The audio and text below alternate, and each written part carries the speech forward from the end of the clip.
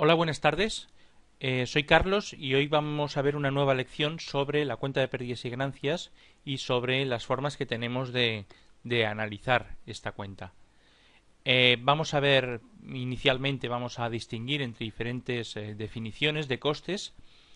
Después veremos un concepto muy importante en la contabilidad analítica, bueno, y también en la contabilidad de análisis de balances, que es el punto muerto o el umbral de rentabilidad. Y también vamos a ver otro concepto que también es muy interesante, que es el EBITDA, que es una forma de, bueno, de calcular los ingresos y los gastos, los beneficios de una empresa, que es muy utilizado actualmente en las empresas. Bueno, empezamos con las definiciones de costes. Por un lado tenemos lo que es un coste, que es el consumo incurrido para producir un bien o prestar un servicio de la actividad de la empresa. El gasto, en cambio, es como un consumo más genérico de la empresa y no lo podemos imputar directamente a la unidad de producción. Es decir, podría ser, por ejemplo, el alquiler del local de la oficina, por decir algo. O el administrativo, el trabajador administrativo que está pasando la facturación, tampoco lo podemos imputar en ninguna unidad de coste, por tanto lo denominaremos gastos. Por otro lado, la diferenciación entre costes directos y costes indirectos. Costes directos son aquellos que podemos imputar directamente a una unidad de referencia y costes indirectos son aquellos que los tenemos que imputar pero de forma indirecta. En este caso, por ejemplo, la mano de obra directa que trabaja en una fábrica podría ser un coste directo. Las compras de materias primas serían costes directos. Pero, en cambio, la amortización del local sería un coste indirecto, ya que no podemos imputarlo directamente a ninguna unidad de referencia cuando hablamos de una unidad de producción. Por supuesto, si estuviera la unidad de referencia fuera la empresa en sí misma, todos los costes serían directos porque todos los imputaríamos directamente. Pero aquí queremos calcular los costes asignados a una unidad de producción, por ejemplo, a un producto determinado. Entonces, habrán costes que se aplicarán directamente a ese producto y otros costes que los tendremos que aplicar pero de forma indirecta. Por último, tenemos que distinguir entre costes fijos y variables. Esto es muy importante para comprender lo que vamos a ver a continuación. Costes fijos son aquellos que no se incrementan al incrementarse la producción. Es decir, aumentamos la producción, pero los costes van a seguir siendo los mismos. Por ejemplo, el alquiler de un local. El alquiler de local, nosotros podemos producir más, vender más, pero vamos a tener siempre los mismos costes. En cambio, los costes variables va a ser lo contrario. Se van a incrementar proporcionalmente al incremento de la producción. Es decir, si yo vendo 10 unidades, tendré unos costes variables, por decir algo, de 3 unidades. Si vendo 20 unidades, tendré unos costes variables de 6 unidades, proporcionalmente al incremento de la producción. Esto es una simplificación muy grande sobre luego la realidad empresarial. La realidad es más compleja. No todos los costes son totalmente fijos, ni todos los costes son estrictamente variables. Dado que, bueno, nosotros, por ejemplo, si podemos considerar el alquiler del local, como hemos dicho, un coste fijo, pero podría suceder que esta empresa siguiera creciendo y tuviera necesidad de alquilar un nuevo local o ampliar la nave para seguir aumentando la producción y por tanto ese coste que estábamos diciendo que es fijo se está convirtiendo en variable porque nos va a tener que incrementar debido al incremento de la producción. Entonces, bueno, esto es una simplificación y como realmente el objetivo de este curso que estamos viendo es la contabilidad de análisis de balances y de la cuenta de pérdidas y ganancias y no es contabilidad de costes, pues con estos conceptos de momento nos es suficiente para entender lo que vamos a ver a continuación. El concepto que hemos comentado que iba a explicar y que también es muy importante en la contabilidad es este que menciono aquí en esta hoja donde veis la gráfica. Vamos a ver, el punto muerto o umbral de rentabilidad. El umbral de rentabilidad es aquel punto donde nosotros vendemos una cantidad de unidades en las cuales el beneficio de la empresa es cero. Es decir, yo cuando empiezo una actividad y vendo pocas unidades, yo tengo que asumir unos costes fijos que me van a obligar a cometer pérdidas en la empresa. En cambio, conforme vaya aumentando la producción, esas pérdidas se van a ir reduciendo hasta que llegará un momento que lo que obtendré serán beneficios, porque habré superado lo que se llama el punto muerto o umbral de rentabilidad.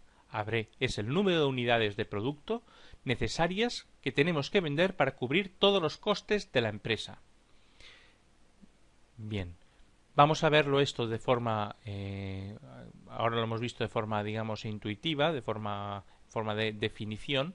Ahora vamos a verlo de dos formas. Una es gráficamente, mediante una gráfica, y otra es numéricamente, mediante una fórmula. Bien, tenemos que ver cuáles son los costes. Los costes tenemos, como hemos comentado anteriormente, dos tipos de costes: costes fijos y costes variables. Los costes fijos no aumentarán si aumentamos la producción. Aquí en el eje de las X tenemos la cantidad de unidades producidas. En el eje de las Y tenemos los ingresos o los costes, el importe, la cantidad en euros o en moneda o unidad monetaria, da igual. En el coste o los ingresos, ¿vale? Entonces, los costes fijos siempre van a ser desde la primera unidad que produzcamos hasta la última, siempre van a ser los mismos. Es un importe fijo, como estamos diciendo. Sean, por ejemplo, lo que fuera, 100 unidades, pues 100 unidades serán siempre, independientemente de que incrementamos o disminuyamos las ventas en la empresa. Por otro lado, tendremos unos costes variables, que es esta línea de aquí. Los costes variables sí que nos van a aumentar proporcionalmente al volumen de unidades vendidas. Tendremos unos costes variables medios, es decir, unitarios, o sea, cada unidad que yo produzca me va a suponer un coste de X dinero. A eso lo multiplicamos por la cantidad de unidades vendidas y nos dará este gráfico de aquí. Costes variables totales es igual a coste variable medio por cantidad. Bien. Por tanto, los ingresos totales, los costes totales serán la suma de los costes fijos más los costes variables. Eso se refleja en esta línea de aquí, en esta línea roja que ya no es discontinua, que es continua. Costes totales es igual a los costes fijos, a esta cantidad fija, más los costes variables medios por la cantidad que son los costes variables totales. Bueno, y por último, los ingresos totales. Los ingresos totales los calculamos de una forma mucho más sencilla, porque va a ser la cantidad de unidades producidas por el precio a los que los vendemos. Esos serán nuestros ingresos. Por cuánto vendemos y cuánto producimos, lo multiplicamos y obtendremos la cantidad en los ingresos totales, que a 0 unidades serán 0, pero poco a poco irán aumentando hasta el infinito. Bien, entonces, ¿cuándo obtendremos un beneficio cero? Y en ese momento, ¿cuántas unidades produciremos? Eso es lo que estamos buscando. El punto muerto o umbral de rentabilidad. Número de unidades de producto necesarias que tenemos que vender para cubrir todos los costes de la empresa. Es decir, que los ingresos y los costes se equiparen. ¿Dónde se equipararán? Pues se equipararán donde se crucen las dos líneas. La línea de los costes y la línea de los ingresos. Y este lugar de aquí será el punto muerto o umbral de rentabilidad, porque es el lugar donde los ingresos son iguales a los costes. La cantidad de unidades producidas en este momento equiparan los ingresos con los costes. Los beneficios en este punto de aquí, en el punto muerto, serán de 0. A partir de aquí, a partir de las siguientes unidades, la empresa empezará a obtener beneficios empresariales. Antes de esta unidad de aquí, la empresa tenía pérdidas. Bien. Numéricamente, ¿cómo se demuestra esto? Pues bueno, aquí lo tenemos: ingresos totales, precio por cantidad, costes totales es igual a costes fijos más costes variables, es lo que estábamos viendo aquí en forma de gráfica. El beneficio en una empresa es ingresos totales menos costes totales, por tanto, si el beneficio es igual a cero, ingresos totales van a ser igual a los costes totales. Sustituimos estas ecuaciones que hemos visto aquí en esta de aquí y al final, despejando, obtendremos esta fórmula de aquí, donde la cantidad de unidades producidas es igual a los costes fijos dividido por el precio de venta unitario menos el coste variable medio unitario de los bienes que estamos vendiendo en esa empresa. Sabiendo estos datos, despejaríamos la ecuación y obtendríamos la cantidad de unidades que representan el umbral de rentabilidad o punto muerto. Bueno, otros dos conceptos interesantes e importantes que hay que comprender es en relación a los costes y al punto muerto tenemos lo que se llama el apalancamiento operativo. ¿Qué quiere decir? ¿Cuánto se me van a incrementar los beneficios? ¿Cuánto se me van a incrementar ante un incremento de los beneficios? ¿Cuánto se me van a incrementar con un incremento X de las ventas? Es decir, si yo incremento 10 euros las ventas, dado un volumen de producción, ¿cuánto se me van a incrementar los beneficios? Eso es lo que se denomina el apalancamiento operativo. Despejando, bueno, operando, no he querido aquí demostrar la ecuación, pero obtenemos la siguiente ecuación que se llama el margen de contribución dividido entre el beneficio neto. Esto representa que cuando nosotros tenemos una serie de costes fijos, no tenemos beneficios hasta que no llegamos a cubrir los costes fijos y los costes variables que han representado. Pero a partir de ahí, el porcentaje de incremento por cada unidad vendida de más es mayor que la unidad, que el incremento en las ventas, o sea, el incremento en los beneficios es mayor que el incremento en las ventas en forma porcentual. Bueno, pues ese número que nos dará el resultado será el incremento que nosotros tengamos en el beneficio. Por tanto, a eso se le denomina el apalancamiento operativo. Bueno, y un último concepto que vamos a ver, esto de todas formas lo vamos a ver ahora enseguida con un ejemplo y creo que lo tendremos más claro que así en una tabla. Es el EBITDA. Bueno, el EBITDA es una forma de calcular pues un resultado en una empresa en la que tendremos en cuenta los siguientes factores. Bueno, a corto plazo es margen de explotación de una empresa sin incluir aquellos gastos que tienen naturaleza no desembolsable. Bueno, lo más sencillo es decir que el EBITDA es el beneficio antes de calcular los intereses e impuestos, es decir, el BAI. A eso le vamos a sumar las amortizaciones y las pérdidas por deterioro.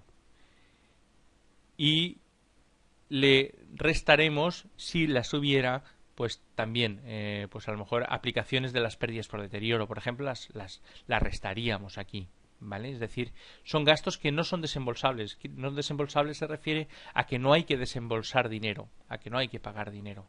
Por eso se llaman no desembolsables. Bueno, el nombre tan extraño este de EBITDA proviene de, como casi todo, de las siglas en inglés.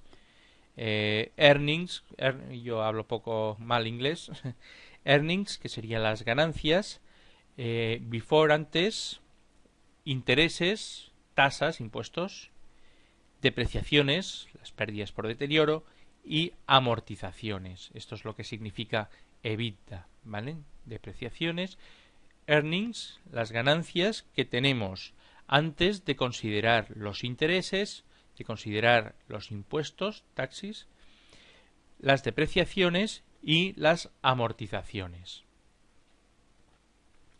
Bueno, como hemos comentado, lo primero que vamos a estudiar y a comprobar numéricamente es el concepto de punto muerto o umbral de rentabilidad. Vamos a ver este ejemplo. Queremos saber el número mínimo de unidades que tenemos que producir de un producto para no tener pérdidas, teniendo en cuenta que tenemos unos costes fijos de 1.000 euros, que cada producto nos cuesta producirlo 15 euros y que lo estamos vendiendo a 25. Es decir, sabemos cuál es el coste variable unitario, que son 15 euros, cuál es el precio de venta unitario, que son 25 euros, y también sabemos cuáles son los costes fijos, que son de 1000 euros. Con estos datos ya podemos despejar en la ecuación que antes hemos resuelto y calcular cuáles van a ser esas unidades que nos van a permitir llegar al umbral de rentabilidad o punto muerto, que era el lugar donde ya no tendremos pérdidas. Entonces, sustituimos 1000 dividido entre 25 menos 15, que son 10, pues 1000 dividido entre 10, pues son 100 unidades. 100 unidades son las que tenemos que producir para no tener pérdidas. A partir de ahí obtendremos beneficios. Suponiendo que hemos vendido 250 unidades, ¿cuál será su apalancamiento operativo? El apalancamiento operativo era el incremento en los beneficios que nos suponía un incremento en las ventas. Bueno, ¿cómo lo calculamos esto? Pues si hemos vendido 250 unidades, la fórmula la vamos a calcular primero aplicando sobre el margen de contribución, que es más fácil, digamos. El margen de contribución son el margen, digamos, de beneficio sobre los costes variables.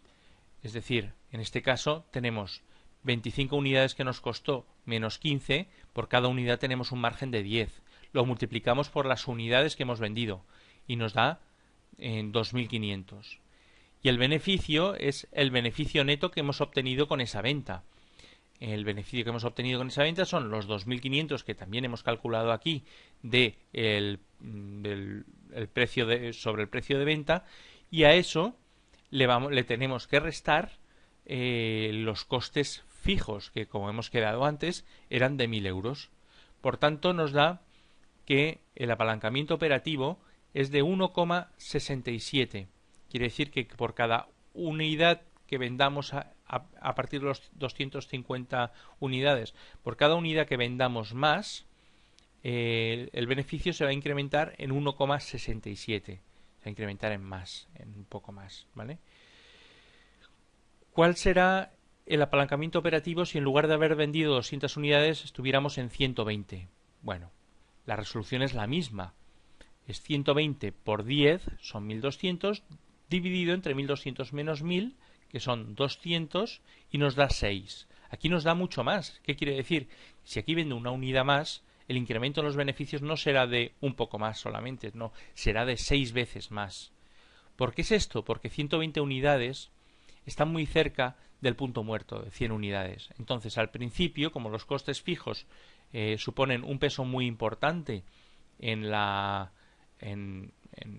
los costes de la empresa, cualquier incremento en las ventas nos va a suponer un mayor beneficio, nos va a suponer que ganemos mucho más. Poco a poco ese beneficio, esa diferencia, se va a ir diluyendo. Por último, vamos a ver el concepto del EBITDA sobre el ejercicio que hicimos en el tutorial anterior. En el tutorial anterior ya calculamos el modelo sobre determinadas ventas e ingresos y compras y gastos, calculamos el modelo funcional. Ahora lo que tenemos que calcular es cuál será este tipo de cálculo de ingresos en base a la EBITDA del año 2010 y del 2011. En el 2010 el beneficio antes de intereses e impuestos era de menos 70 y teníamos pérdidas por 70 euros. Pero si le sumamos la amortización de la maquinaria y le sumamos la amortización del local de oficina, que serían los gastos no desembolsables, o los que no tenemos que desembolsar dinero, son las amortizaciones, los más claros, obtendríamos un EBITDA en el 2010 de 430, serían 100 más 400, 500, menos 70 que teníamos de pérdida, 430. Esto en realidad nos está informando de la capacidad que ha tenido esta empresa de generar dinero a pesar de obtener pérdidas, porque las amortizaciones, como hemos dicho, no suponen salida de efectivo. Es por eso que es muy utilizado esta forma de calcular los ingresos o los beneficios en una empresa. En el caso del 2011, el beneficio, como tuvimos esa venta de inmovilizado de 3.000 euros, estaba en 2.370.